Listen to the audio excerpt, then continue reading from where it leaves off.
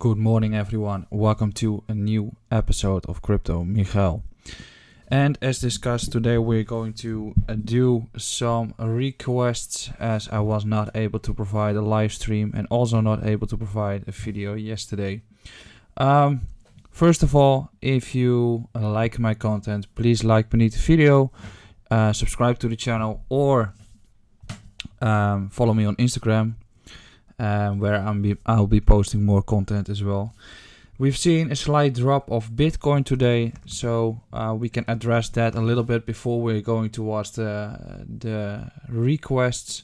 Essentially, this fake out was most likely what I was expecting to occur, given that above this high, all the liquidity is there. Every shorter has his position or his stop loss or liquidation. I mean, the majority has a liquidation there, I guess. Above these previous high, which is most likely taken before we are going to continue ranging. And I think given through that we have taken the liquidity above us, it seems very likely that we're going to have a repeat of the movements we've had previously, in which the pattern we see here is a copy-paste of the halving pattern we've had here, in which it's most likely that we're going to range for a little while and just test some lower levels before we are going to continue. Is the structure done? No, on smaller time frames you can essentially still see that we're above the crucial level of 11.5. If we do break 11.5, then the crucial area is still around 10k. This level is untested, so if we get towards 10k, we get towards a $300 Ethereum, we probably will see the dollar bouncing up a little bit, which seems like it seems to be the opposite of Bitcoin, as you can see on crucial levels, which I used to use with these pink colors.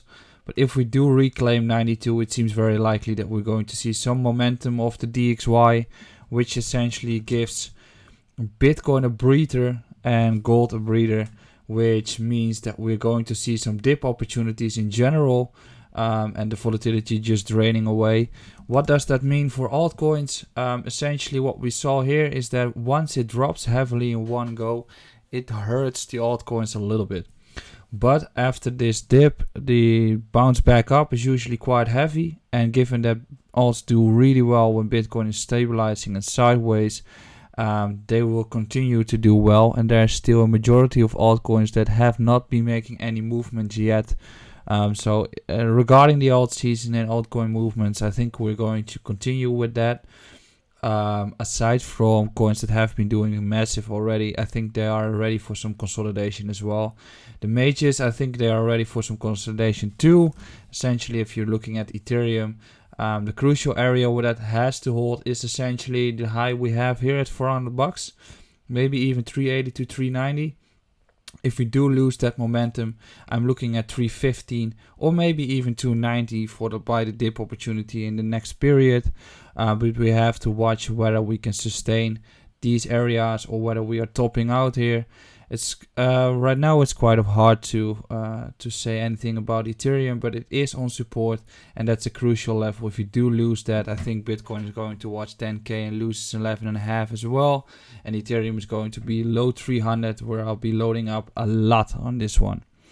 So then the requests, and the first one I'm going to discuss is LTO Network, fellow Dutch project, which essentially is starting to heat up. And what we can see on LTO is, I'll just get the 100 day and 200. I don't think the 200 is enough data. That's correct. We are above the 100 day. We are making a nice structure here, which means that we have reclaimed the previous low. We've also been making a new higher high in this construction since May. So we've got the recent high. We are making new highs here. We also make continuously lower highs. As you can see that every previous level gets tested. OB gets tested for support confluent with the 100 day MA. We rally back towards the previous resistance zone, which is also what I've been showing on XLM. Reject there, test the previous level for support, claim for support, rally up towards the range with a higher resistance zone, which we're doing right now, through which an area of what is this, 700 sets is ready to hold for support. So this is the crucial area that we must sustain. If we get there, I'll be happy to buy the dip. So anything between 680 to 720 sets is what you should be looking at for potential buy the dip opportunities.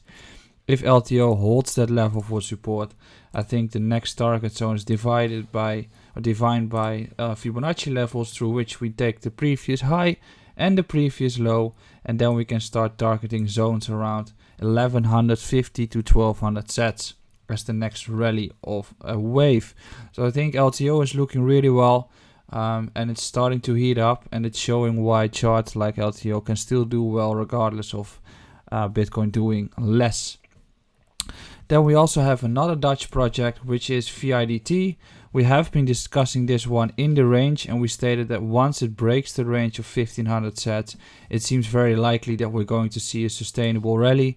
It even surprised me with the strength of this rally, but we clearly broke the range high, we flipped it for support, and then we started to accelerate. And just showing how fast it can go, it does not grant any massive buy the dip opportunities. So if something is still accumulating, and I've tweeted about this yesterday, that's the moment you want to take the entry, as nobody is essentially discussing the asset. But once it starts to move, you can see that based on the daily time frame, you don't have many clear opportunities to take, regardless of the entry around 3000 sets, which is already 2 times higher than the level around accumulation. So what do we see on VIDT here? We see that we might have seen a potential blow off top. I'm not saying that we've seen the top of the movement itself, it's just starting a bull cycle, but it can be after such a significant move that we might be dropping down a little. What is the essential level that I'm watching, which is around 6000 sets for a potential buy the dip opportunity, and then we've got one at 4768. Given that, yeah, we are confluent with the Fibonacci levels here, which essentially means that after such an expansion, it seems very likely that we're going to have some more consolidation, some longer time period consolidation. If we do get retracement towards the 55 level, and I'll now just be guessing what Fibonacci is, that once we get such a retracement to, for instance, the previous high at 5360, the next target zone is defined through 14,000 sets and Fibonacci. So based on the daily time frame, I'd be looking at 6,000 sets or maybe even around 5,000 sets. If we do check the 4-hour time frame, we can see that we're based on a lower time frame support, which essentially usually holds in a first quick bounce. And then I'll be looking at a rally towards 9,500 sets. If we do lose this level, I must say the structure is a little bit odd on VIDT. Maybe that's given through KuCoin, I don't know. The level that must hold or must be interesting is around 5,000 sets, as we have discussed. So once we get this and make a bear flag or a fake rising wedge with low volume and break down, the overall target zone can also be defined through a Fibonacci extension levels, and then you get the similar zone of the 1.618 level. So that's my case about VIDT. Massive rally. Not really in favor of buying after such a grand rally, but okay. I think there are some nice buy the dip opportunities coming along. Then WRX, still a structure of lower highs, as you can see. Not too much fun on this one. Lower high, another lower high, and again rejected, making a lower high, confluent with lower lows. So at this point, I would be cautious about entering this one, as it's still trending south. What are the levels that I'll be watching? Essentially, if we get all the way back towards 700 sets, I'll definitely be a buyer. We also have an entry zone around 850, and we are at one, which is the retest of the previous OB, which is an entry not really in favor as we got back so fast, but you can start some scalp trades in this zone. Given the daily time frame, I'd be looking at a clear bottom structure, and I don't see it at this point, or I'd be looking at a clear confirmation that we reclaim the previous support, which essentially is lying between 1250 to 1350 sets. 4-hour time frame, as discussed, we are on a potential support zone, which could mean that from here I would not be surprised if we get at least a bounce towards 1400 sets before we are going back down again. And if we go back again and make a clear bottom structure in which we are also going to make a compression, so for instance we're going to make such a sideways movement in which we are making compression, I'll be happily inclined to take an entry. But I think we're going to make range bound movements. This is the last low. If we do lose this last low, I think we're going to test the 780 sets, and then I'll be looking for longs. Then the other Indian coin, which is Origin, has been doing relatively better than WRX recently, starting to trend up, as you can see, and showed a similar figure as WRX, but did not get all the way down towards the level we want. Nice trend up, tested, got all the way back and tested again, lost it, but got back towards the support level and held. So what are the levels that I'll be watching on OGN right now? Well, we've created a new higher high, so you're looking for a higher low in which you don't want to lose this level. The best entry zone is around 2750 sets. If you do want to get an entry there, the next target zone will probably be high 6000 sets. 4 hour time frame, I think we are on one. We are on a potential buy the dip level right now, in which we can at least have some bounce towards 4150, but the same conclusion here as on WRX. If we get such a movement, you want to get some more confirmation that we are bottoming out before taking the entry. So for instance, you would be looking at an entry around 3100 sets as a higher low construction. Then finally Digibyte, we have been discussing this one heavily, looking quite bullish. Also tested every previous low for support. Tested,